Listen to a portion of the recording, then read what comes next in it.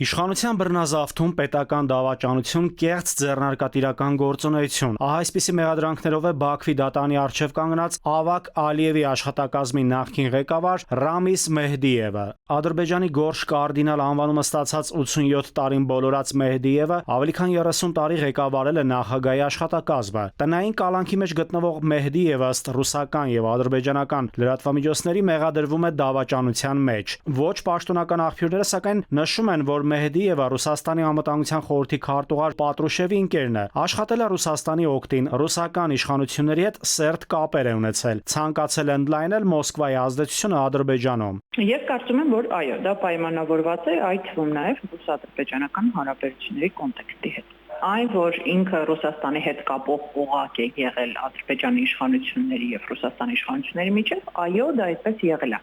Իրականում ինչ էր լոբինգ անում Ռամիս Մեհդիևը իշխանության ներսում, կուլուարներում, դա միայն ենթադրել կարելի է։ Վերլուծաբանների մի մասը սակայն Մեհդիևին Ռուսաստանի օգտին աշխատելու մեջ մեղադրելու փորձը մեկնաբանում են Բաքվի կողմից ազդանշան, որ Մոսկվայի նկատմամբ դժգոհությունները դեռևս պահպանվում են։ Չնայած ըստ վերլուծաբանների Ադրբեջանի պաշտոնական համակարգում աշխատելու տարիներին Մեհդիևին չի հաջողվել Ադրբեջանին ներքաշել ՀԱՊԿ եւ ոչ էլ ԵԱՏՄ կառույցներ։ Սև կարդինալը սակայն Բաքվի խանի գահի հետևում կանգնած ուժն էր եւ կարող էր իրականացնել ցանկացած նախագիծ։ Այո, ինքը ուներ ազդեցություն, դա էլ ֆիքսենք, որ մնացել են օրինակ պատգամավորական խմբեր կամ բարձրաստիճան պաշտոնյաներ, որոնց վրա ինքը ուներ որոշակի ազդեցություն։ Այնպես չէ, որ Ալիևը ցանկանում է կարգավորել հարաբերությունները Ռուսաստանի հետ, ինչը չես ասի Պուտինի համար, որքան Ռուսաստանը ձեռք է մեկնում կարգավորելու հարաբերությունները հարավային հարևան դաշնակցի հետ, Ալիևը փորփորում է արխիվները եւ ահա Ռուսաստանի օգտին աշխատած նախկին պաշտոնյային է թաթերաբեմ հանել։ Այնուամենայնիվ կարելի ասել, որ այդպես միանշանակ այդ հարաբերությունները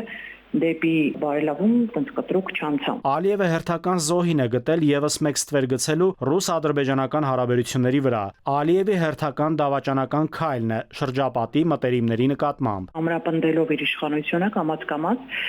Իլհամ Ալիևը սկսեց, այսպես ասած, այդ 5 գվարդիայի ներկայացուցիչներից ձերբազատվել։ Ես դիտարկում եմ, որ այդ քարոզչական գրոհը Ռամիս Մեհդիևի վրա, այո, նաև ցուցադրական է եւ այդ ռուսական հետքը այդտեղ ֆիքսել է, նույնպես այո,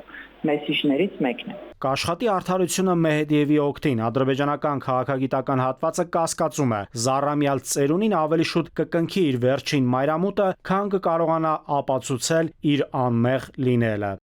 Նաիր Մուրադյան, ժամը լրատվական։